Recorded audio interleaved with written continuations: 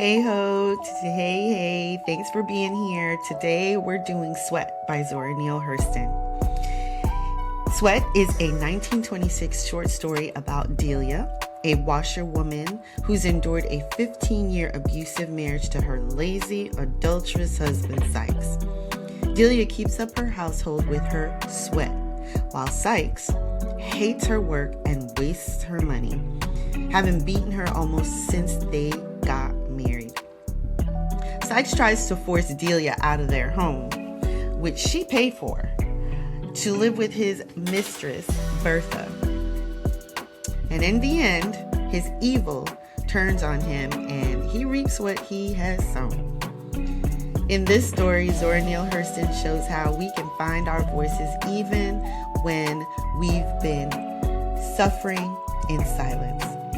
She uses the concept of karma to show that we can reap what we sow in good and in bad. Sweat was originally published in the Harlem Renaissance literary magazine Fire in November of 1926. The magazine only released one issue. And now, Sweat by Zora Neale Hurston. It was 11 o'clock of a spring night in Florida.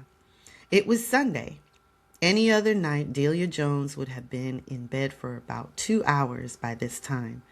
But she was a washwoman, and Monday morning meant a great deal to her. So she collected the soiled clothes on Saturday when she returned the clean things. Sunday night after church, she sorted them and put the white things to soak. It saved her almost a half day's start.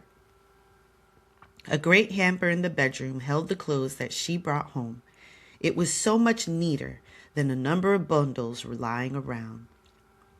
She squatted in the kitchen floor beside the great pile of clothes, sorting them into small heaps according to color, and humming a song in a mournful key, but wondering through it all where Sykes, her husband, had gone with her horse and buckboard. Just then, something long, round, limp, and black fell upon her shoulders and slithered to the floor beside her. A great terror took hold of her. It softened her knees and dried her mouth so that it was a full minute before she could cry out or move. Then she saw that it was the big bullwhip her husband liked to carry when he drove. She lifted her eyes to the door and saw him standing there, bent over with laughter at her fright. She screamed at him. "Sykes, what you throw that whip at me like that? You know it would scare me looks like just a snake. And you knows how scared I is of snakes." "Course I knowed it. That's how come I done it." He slapped his leg with his hand and almost rolled on the ground in his mirth. "If you such a big fool that you got to have a fit over an earthworm or a string, I don't care how bad I scare you." "You ain't got no business doing it. God knows it's a sin. Someday I'm a-gonna to drop dead from some of your foolishness. Another thing, where you been with my rig? I feeds that pony. He ain't for you to be driving with no bullwhip." "You sure is one aggravating nigger woman," he declared, and stepped into the room. She resumed her work and did not answer him at once. "I done told you time and again to keep them white folks' clothes out this house." He picked up the whip and glared down at her. Delia went on with her work. She went out into the yard and returned with a galvanized tub and set it on the wash bench. She saw that Sykes had kicked all the clothes together again and now stood in her way truculently, his whole manner hoping, praying for an argument. But she walked calmly around him and commenced to resort the things. "Next time, I'm a-gonna kick 'em outdoors," he threatened as he struck a match along the leg of his corduroy breeches. Delia never looked up from her work, and her thin, stooped shoulders sagged further. "I ain't for no fuss tonight, Sykes. I just come from taking sacrament at the church house." He snorted scornfully. "Yeah, You just come from the church house on a Sunday night, but here you is going to work on them clothes. You ain't nothing but a hypocrite. One of them amen corner Christians sing, whoop and shout, then come home and wash white folks' clothes on the Sabbath. He stepped roughly upon the whitest pile of things, kicking them helter-skelter as he crossed the room. His wife gave a little scream of dismay and quickly gathered them together again. Sykes, you quit grinding dirt into these clothes. How can I get through by Saturday if I don't start on Sunday? I don't care if you never get through anyhow. I done promised God and a couple of other men I ain't gonna have it in my house. Don't give me no lip neither, else I'll throw 'em out and put my fist upside your head to boot. Delia's habitual meekness seemed to slip from her shoulders like a blown scarf. She was on her feet, her poor little body, her bare knuckly hands bravely defying the strapping hulk before her. Look-a here, Sykes. You done gone too far. I've been married to you for 15 years, and I've been taking in washing for 15 years. Sweat, sweat, sweat. Work and sweat. Cry and sweat. Pray and sweat. What's that got to do with me? He asked brutally. What's it got to do with you, Sykes? My tub of suds is filled your belly with victuals more time than your hands is filled it. My sweat is done paid for this house, and I reckon I can keep on sweating in it. She seized the iron skillet from the stove and struck a defensive pose, which act surprised him greatly. Coming from her, it cowed him, and he did not strike her as he usually did. Nah, you won't, she panted. That old snaggle-toothed black woman you running with ain't coming here to pile up on my sweat and blood. You ain't paid for nothing on this place, and I'm gonna stay right here till I'm toted out foot foremost. Well, you better quit getting me riled up, else they'll be toting you out sooner than you expect. I'm so tired of you, I don't know what to do. God, how I hate skinny women. A little awed by this new Delia, he sidled out the door and slammed the back gate after him. He did not say where he had gone, but she knew too well. She knew very well that he would not return until nearly daybreak also. Her work over, she went on to bed, but not to sleep at once. Things had come to a pretty pass. She lay awake, gazing upon the debris that cluttered their matrimonial trail. Not an image left standing along the way. Anything like flowers had long ago been drowned in the salty stream that had been pressed from her heart, her tears, her sweat, her blood. She had brought love to the union, and he had brought a longing after the flesh. 2 months after the wedding, he had given her the first brutal beating. She had the memory of his numerous trips to Orlando with all of his wages when he had returned to her penniless, even before the first year had passed. She was young and soft then, but now she thought of her knotty, muscled limbs, her harsh, knuckly hands, and drew herself up into an unhappy little ball in the middle of the big feather bed. Too late now to hope for love. Even if it were not Bertha, it would be someone else. This case differed from the others only in that she was bolder than the others. Too late for everything except her little home. She had built it for her old days and planted one by one the trees and flowers there. It was lovely to her. Lovely. Somehow, before sleep came, she found herself saying aloud, "Oh, well, whatever goes over the devil's back has got to come under his belly. Sometime or other, Sykes, like everybody else, is going to reap his sowing." After that, she was able to build a spiritual earthworks against her husband. His shells could no longer reach her. Amen. She went to sleep and slept until he announced his presence in bed by kicking her feet and rudely snatching the covers away. "Give me some cover here and get your damn foots over on your side. I ought to smash you in your mouth for drawing that skillet on me. Delia went clear to the rail without answering him, a triumphant indifference to all that he was or did. The week was as full of work for Delia as all other weeks, and Saturday found her behind her little pony, collecting and delivering clothes. It was a hot, hot day near the end of July. The village men on Joe Clark's porch even chewed cane listlessly. They did not hurl the cane knots as usual. They let them dribble over the edge of the porch. Even conversation had collapsed under the heat. "Here come Delia Jones," Jim Merchant said as the shaggy pony came round the bend of the road towards them. The rusty board was heaped with baskets of crisp, clean laundry. "Yup," Joe Lindsay agreed. "Hot or cold, rain or shine, just as regular as the weeks rolling round. Delia carries 'em and fetches 'em on Saturday." "She better if she want to eat," said Moss. "Sykes Jones ain't what the shot and powder hit would take to kill him. Not to her, he ain't." "He sure ain't," Walter Thomas chimed in. "It's too bad, too, 'cause she was a right pretty little trick when he got her. I'd have married her myself if he hadn't have beat me to it." Delia nodded briefly at the men as she drove past. "Too much knocking will ruin any woman.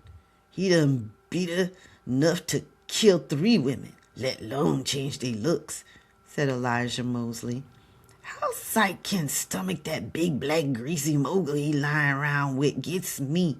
I swear that 8 Rock couldn't kiss a sardine can. I done throwed her out my back door. Way less, yeah. Oh, she's fat. That's how come. He's always been crazy about fat women.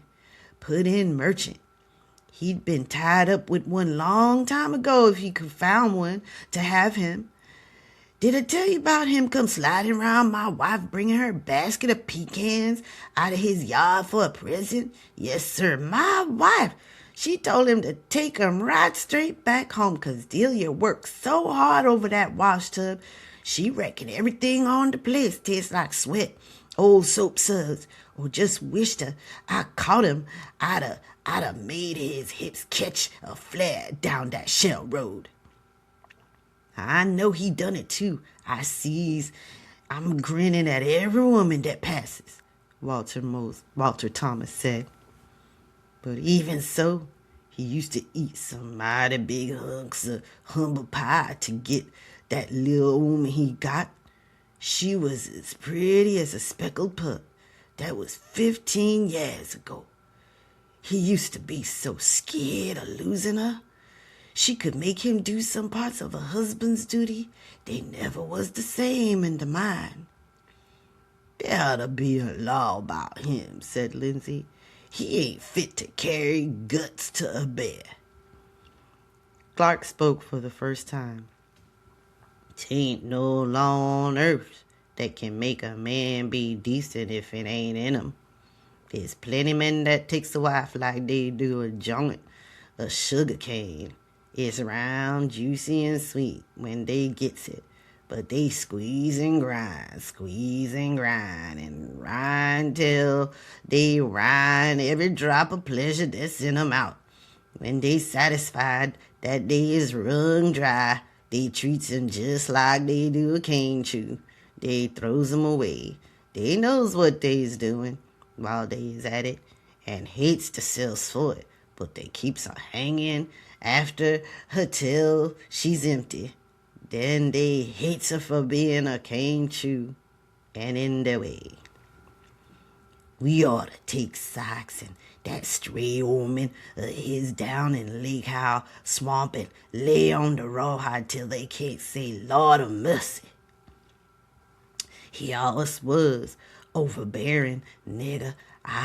But since that white woman from up north done teached him how to run an automobile, he done got too biggity to live, and we ought to kill him," Old Man Anderson advised. A grunt of approval went round the porch, but the heat was melting their civic virtue, and Elijah Mosley began to bait Joe Clark. "Come on, Joe, get a melon out of there and slice it up for your customers. We's all suffering with the heat. The bears done got me." "That's right, Joe. A watermelon is just what needs to cure the epizitics." Walter Thomas joined forces with Mosley. "Come on there, Joe. We all is steady customers, and you ain't set us up in a long time. I chooses that long, bow-legged Florida favorite." "Oh, God, I be dog. You all give me 20 cents and slice away," Clark retorted. "I need a cold slice myself here. Everybody chip in. I'll lend you my meat knife." The money was quickly subscribed, and the huge melon brought forth.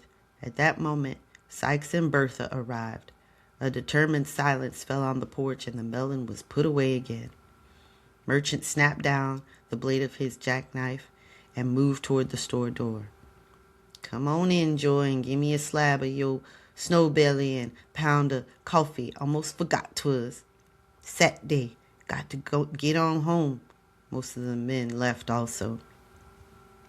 Just then, Delia drove past on her way home, as Sykes was ordering magnificently for Bertha. It pleased him for Delia to see. "Get whatsoever you want, heart desires, honey. Wait a minute, Joe. Give her 2 bottles of strawberry soda water, a quarter parched ground peas, and a block of chewing gum." With all this, they left the store, with Sykes reminding Bertha that this was his town, and she could have it if she wanted it. The men returned soon after they left and held their watermelon feast. "Where did Sykes Jones get that woman from, nohow?" Lindsay asked. "Over a Pockepa. Guess they must have been cleaning out the town when she left. She don't like a thing but a hunk of liver with hair on it." "Well, she sure can squall," Dave Carter contributed. "When she gets ready to laugh, she just opens her mouth and latches it back till she last notch. No Grandpa Alligator down in Lake Belt ain't got nothing on her." Bertha had been in town 3 months now. Sykes was still paying her room rent at Della Lewis's, the only house in town that would have taken her in. Sykes took her frequently to Winter Park, to stomps. He still assured her that he was the swellest man in the state. "Sure you can have that little old house soon as I can get that other woman out of there. Everything belongs to me and you sure can have it. I sure abominates your skinny woman. Lordy, you sure is got one portly shape on you. You can get anything you want. This my town, and you sure can have it." Delia's work-worn knees crawled over the earth in Gethsemane and up the rocks of Calvary many, many times during these months. She avoided the villagers and meeting places in her efforts to be blind and deaf, but Bertha nullified this to a degree by coming to Delia's house to call Sykes out to her at the gate. Delia and Sykes fought all the time now with no peaceful interludes. They slept and ate in silence. 2 or 3 times Delia had attempted a timid friendliness, but she was repulsed each time. It was plain that the breaches must remain agape. The sun had burned July to August. The heat streamed down like a million hot arrows, smiting all things living upon the earth. Grass withered, leaves brown, snakes went blind and shedding, and men and dogs went mad. Dog days.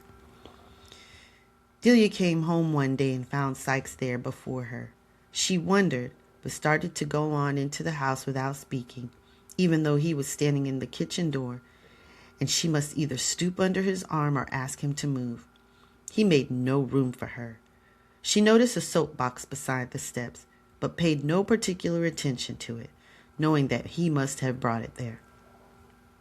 As she was stooping to pass under his outstretched arm, he suddenly pushed her backward, laughingly. "Look in the box there, Delia. I done brung you something." She nearly fell upon the box in her stumbling, and she saw What it held, she all but fainted outright. Psych, my God, you take that rattlesnake away from here. You gotta, oh, Jesus, have mercy. I ain't got to do nothing. I can, these folk. Fact is, I ain't got to do nothing but die. Tain't no use of you putting on airs, making out like you scared of that snake. He's gonna stay right here. Let me die. He wouldn't bite me 'cause I knows how to handle him. Know how he wouldn't risk breaking out his fangs, getting your skinny legs. Nah, now, Sykes, don't keep that thing round here to scare me to death. You knows I'm even feared of earthworms. That's the biggest snake I ever did see. Kill him, Sykes, please. Don't ask me to do nothing for you, going around trying to be so damn adulterous. Nah, I ain't gonna kill it. I think I damn sight more of him than you. That's a nice snake, and anybody don't like him can just hit the grit. The village soon heard that Sykes had the snake and came to see and ask questions. How the henfire did you catch that 6-foot rattler, Sykes? Thomas asked. He's full of frogs, so he can't hardly move, that's how. I eased up on him, but I'm a snake charmer and knows how to handle him. Shucks, that ain't nothing. I could catch one every day if I so wanted to. What he needs is a heavy hickory club leaned real heavy on his head. That's the best way to charm a rattlesnake. Nah, Walt, y'all just don't understand these diamondbacks like I do, said Sykes in a superior tone of voice. The village agreed with Walter, but the snake stayed on. His box remained by the kitchen door with its screen wire covering. 2 or 3 days later, it had digested its meal of frogs and literally came to life. It rattled at every movement in the kitchen or the yard. One day, as Delia came down the kitchen steps, she saw his chalky white fangs curved like schmitters hung in the white meshes. This time, she did not run away with averted eyes as usual. She stood for a long time in the doorway in a red fury that grew bloodier for every second that she regarded the creature that was her torment. That night, she broached the subject as soon as Sykes sat down to the table. Syke, I want you to take that snake away from here. You done starved me and I put up with you. You done beat me and I took that, but you don't kilt all my insides bringing that vermin here. Sykes poured out a saucer full of coffee and drank it deliberately before he answered her. A whole lot I care about how you feels inside out. That snake ain't going no damn where till I gets ready for him to go. So far as beating is concerned, you ain't took near all that you're going to take if you stay round me. Delia pushed back her plate, got up from the table. I hates you, Sykes, she said calmly. I hates you to the same degree that you used to love you. I done took till my belly is full up to my neck. That's the reason I got my letter from the church and moved my membership to Woodbridge, so I don't have to take no sacrament with you. I don't want to see you around me at all. Lay round with that woman all you wants to, but go away from me and my house. I hate you like you suck a dog. Sykes almost let the huge wad of cornbread and collard greens he was chewing fall out of his mouth in amazement. He had a hard time whipping himself up to the proper fury to try to answer Delilah. Well, I'm glad you does hate me. I'm so sure tired of your hanging out on me. I don't want you. Look at your stringy old neck. Your raw bony legs and arms is enough to cut a man to death. You looks like just like the devil's doll baby to me. You can't hate me no worse than I hate you. I've been hating you for years. Your black hide don't look like nothing to me but a passel of wrinkled up rubber with your big old ass flapping on each side like a pair of buzzard wings. Don't think I'm going to be run away from my house neither. I'm going to white folks about you, my young man, the very next time you lay your hands on me. My cup is done run over. Delia said this with no sign of fear, and Sykes departed from the house, threatening her, but made not the slightest move to carry out any of them. That night he did not return at all, and the next day being Sunday, Delia was glad she did not have to quarrel before she hitched up her pony and drove the 4 miles to Woodbridge. She stayed to the night service, love feast, which was very warm and full of spirit. In the emotional winds, her domestic trials were borne far and wide, so that she sang as she drove homeward. Jordan water, black and cold, chills the body, not the soul. And I want to cross Jordan in the calm time. She came from the barn to the kitchen door and stopped. What's the matter, old Satan? You ain't kicking up your ratchet? She addressed the snake's box. Complete silence. She went on into the house with a new hope in its birth struggles. Perhaps her threat to go to the white folks had frightened Sykes. Perhaps he was sorry. 15 years of misery and suppression had brought Delia to the place where she would hope anything that looked towards a way over or through her wall of inhibitions. She felt in the much safe behind the stove as once for a match. There was only one there. That nigger wouldn't fetch nothing here to save his rotten neck, but he can run through what I brings quick enough. Now he done toted it off, not onto half of the box of matches. He done had that woman here in my house too. Nobody but a woman could tell how she knew this even before she struck the match, but she did, and it put her into a new fury. Presently, she brought in the tubs to put the white things to soak. This time she decided she needed not bring the hamper out of the bedroom. She would go in there and do the sorting. She picked up the pot-bellied lamp and went in.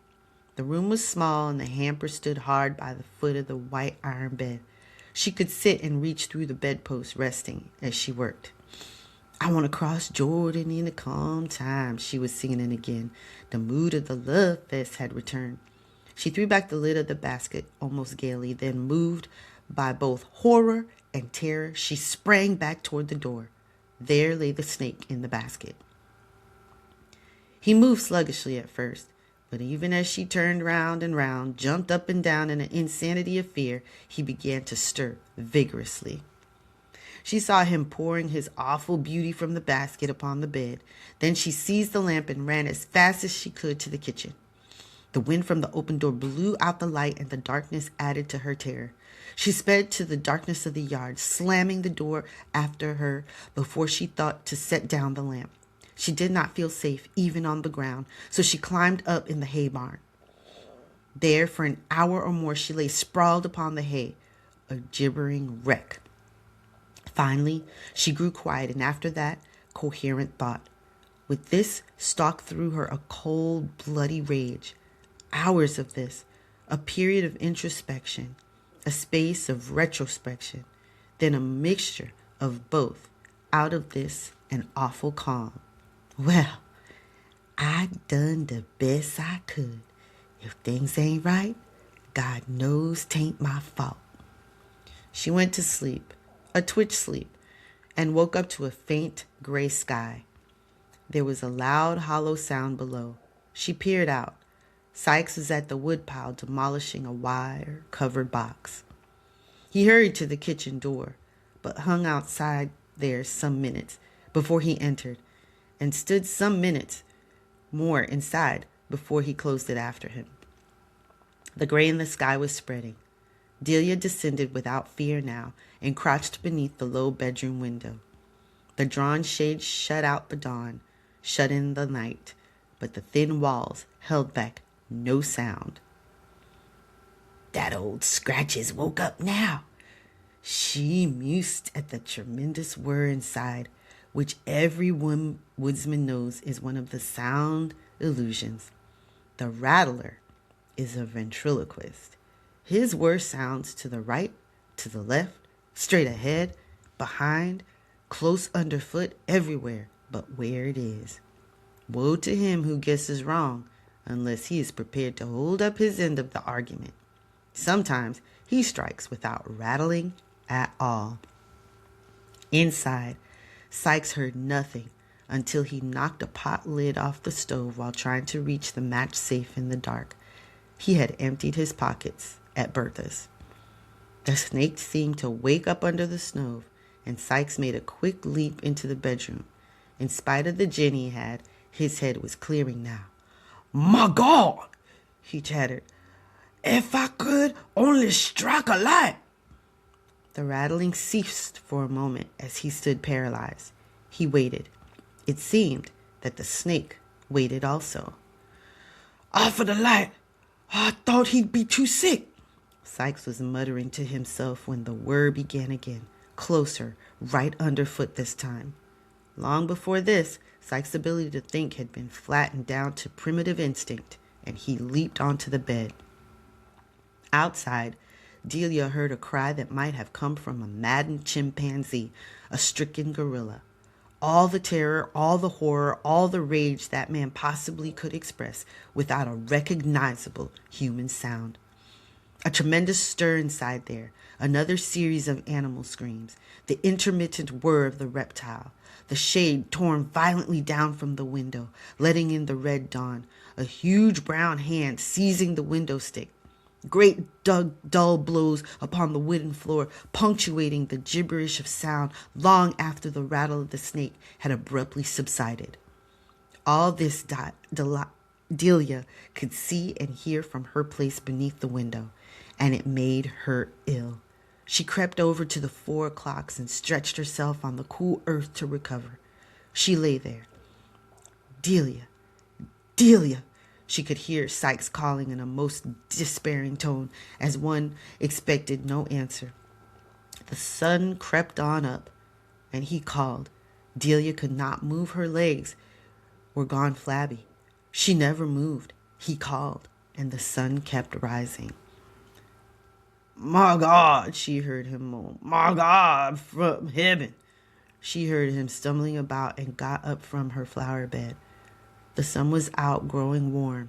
As she approached the door, she heard him call out, hopefully, Delia, is that you out here?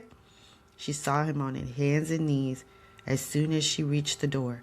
He crept an inch or two toward her, all that he was able, and she saw his horribly swollen neck and his one open eye shining with hope. A surge of pity too strong to support bore her away from that eye that could not fail to see the tubs.